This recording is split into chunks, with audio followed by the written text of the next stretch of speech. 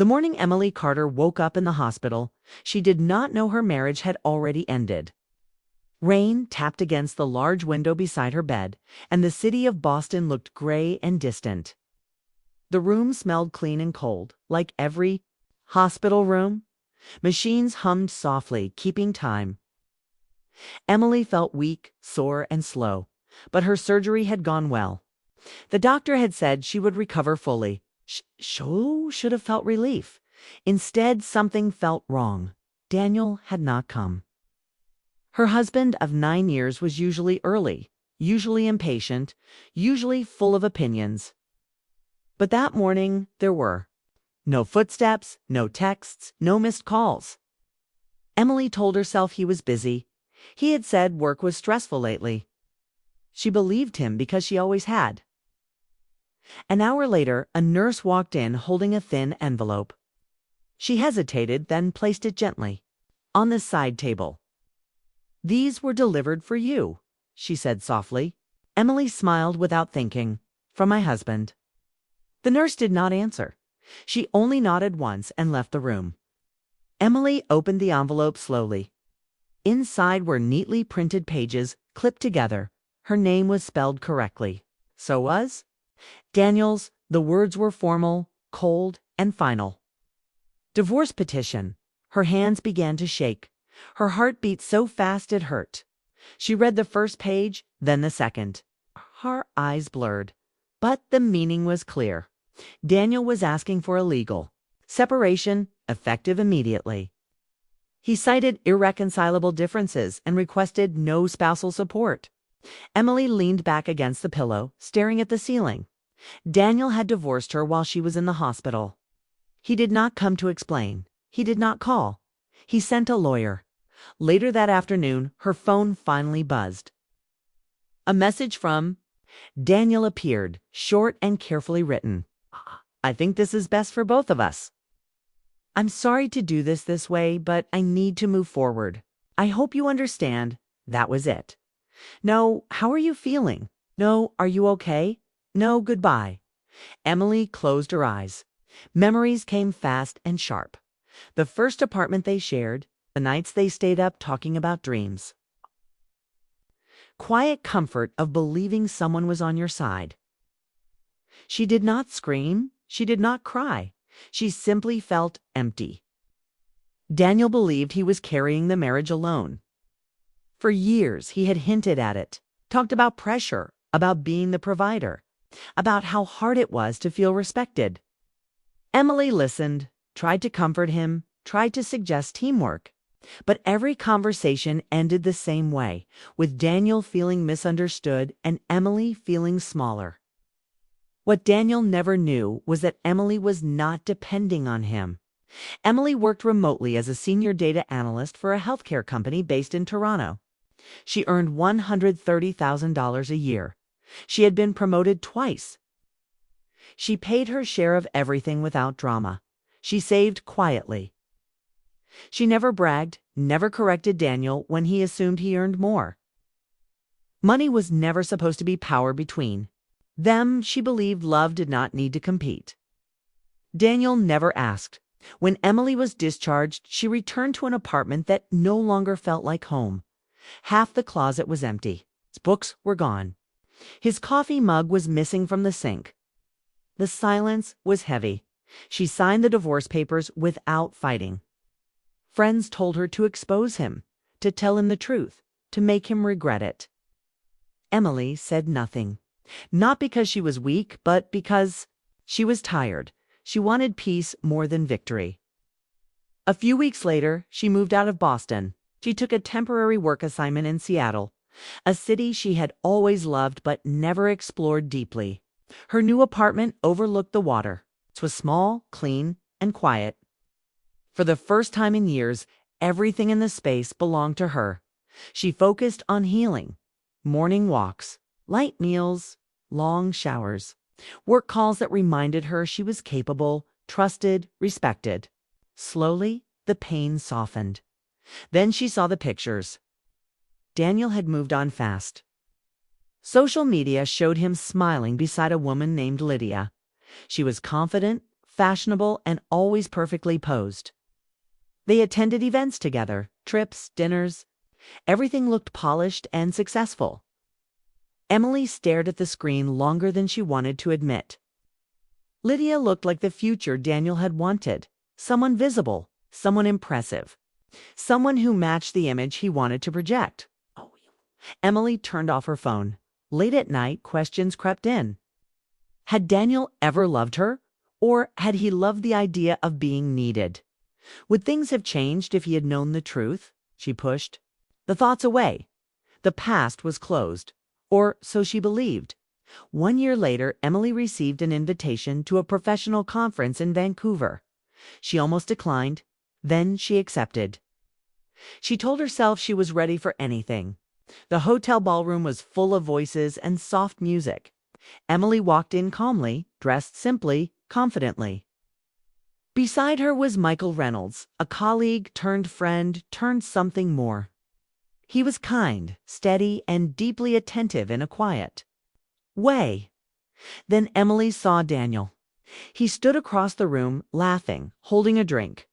Lydia was beside him, a ring on her finger. Daniel noticed Emily at the same moment. The smile left his face. Time slowed. Emily did not look away. She did not feel anger. She felt clarity. When introductions happened, they were polite and brief. Michael shook Daniel's hand. He spoke warmly about Emily, about her leadership, about how inspiring her work was. Daniel listened, confused. Later that night, Daniel searched Emily's name. The truth was everywhere. Her career, her success, her income, everything he never knew, and everything he lost without realizing its value. But by then, Emily had already moved on. Not with revenge, not with bitterness, but with strength. And Daniel was left with the echo of a mistake he could never undo. The night Daniel Carter saw Emily again, he realized he had been blind. He had thought moving on fast meant happiness, that leaving behind the past meant freedom. But standing in the crowded hotel ballroom in Vancouver, he felt the weight of what he had ignored for years. Emily entered the room quietly, but her presence filled it. Her hair was shorter, her posture stronger, her eyes calm yet alive. She looked nothing like the fragile, dependent woman he remembered. She looked whole, confident, unstoppable. Daniel had remarried. Lydia was radiant beside him, laughing easily, waving at friends.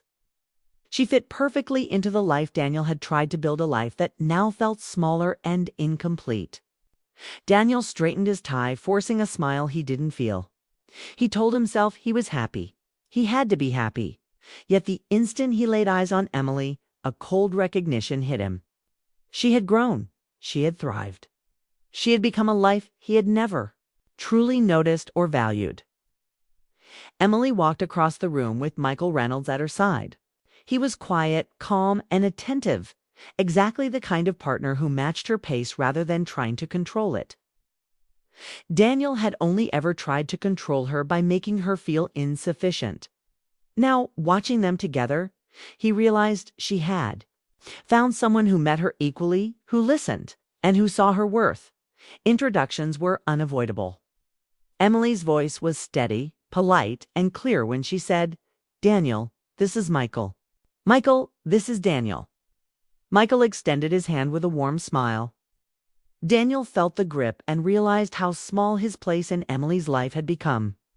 She didn't need him anymore, not for support, not for validation, not for anything. The thought was bitter, and yet it stirred something deep inside him, a regret he could not easily name. Throughout the evening, Daniel's eyes kept returning to Emily. She laughed at a joke Michael made. Her whole body relaxed, unguarded. He remembered the nights they had spent together, the arguments that never got resolved, the times he felt burdened by her independence.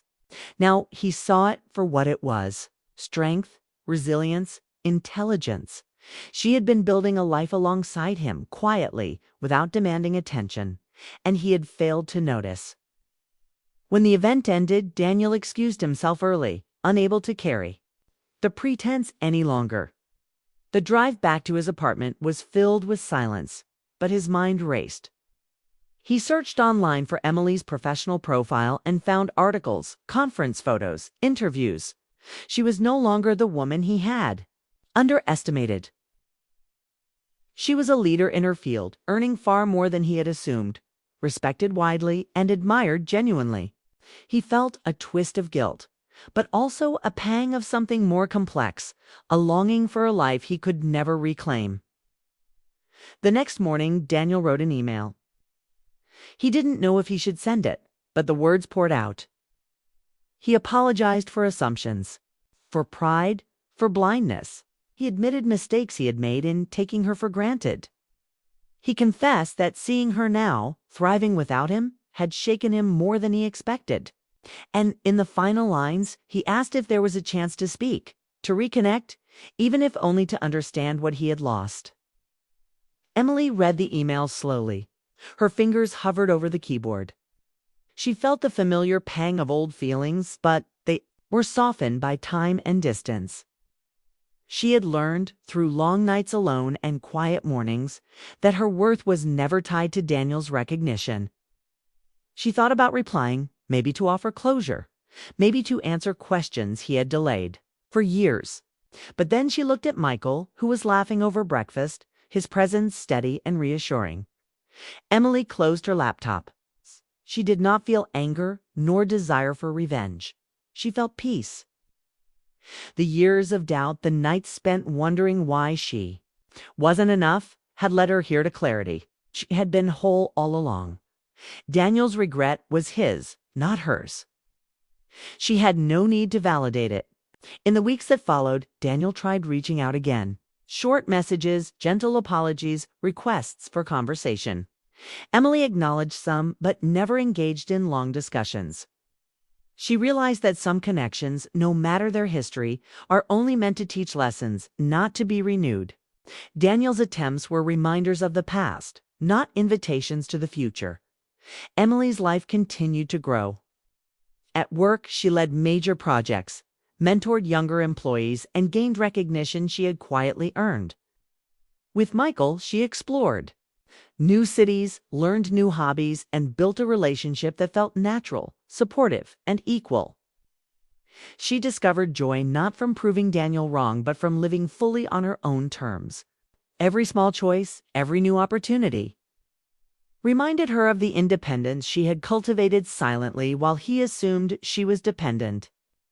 Daniel, meanwhile, began noticing cracks in his new life. The excitement of a flashy wedding and visible success faded, leaving him with questions he could not answer. He realized that Lydia's attention could not replace true understanding or shared growth.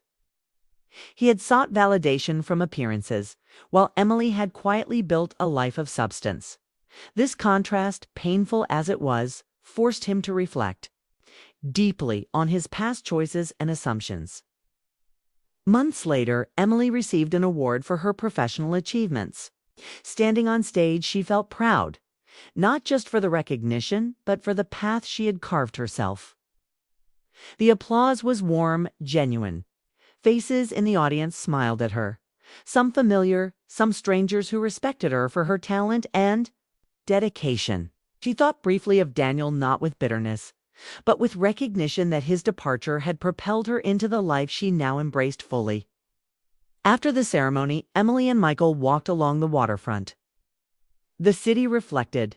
In the water looked like a painting, peaceful and expansive.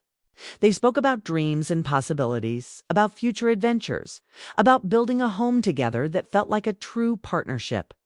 Emily's heart felt full. She understood now that love, respect, and partnership required more than proximity. They required recognition, equality, and honesty. She had found all of that, and she would never compromise it again. Daniel's story and Emily's story had diverged permanently. He had learned, too late, that assumptions and pride could destroy what mattered most. Emily had learned that her worth was never conditional on someone else's perception, and that the quiet strength she cultivated could outlast loss, heartbreak, and disappointment. Emily's life continued, steady and rich. She was seen, respected, loved for who she truly was. Daniel was left to face the realization that walking away from her had cost him more than he ever imagined. And in that contrast lay the quiet, unspoken truth. Sometimes the most powerful ending is not revenge, not reconciliation, not proof of worth, but peace. Peace in knowing that the person you are is enough. And that life, in its mysterious way, rewards those who keep moving forward, building quietly and loving fully. The story ended not with drama, but with clarity. Emily had won not against Daniel, not against the world, but against doubt and underestimation. And in that victory, she found the most lasting love of all, the love for herself. The Pacific sunset stretched over the horizon as Emily and Michael walked side by side. They did not rush. They did not prove anything. They simply existed together. In a shared life, free from past assumptions, fully present, fully known. And in that, Emily understood the most important lesson. Sometimes, moving forward and choosing peace is the bravest and most beautiful act of all. Her life, once shadowed by misunderstanding and unspoken truths, was now open, clear, and shining. She had survived heartbreak. She had grown. She had loved again. And this time, she would never let anyone misjudge her worth. The past could not touch her anymore.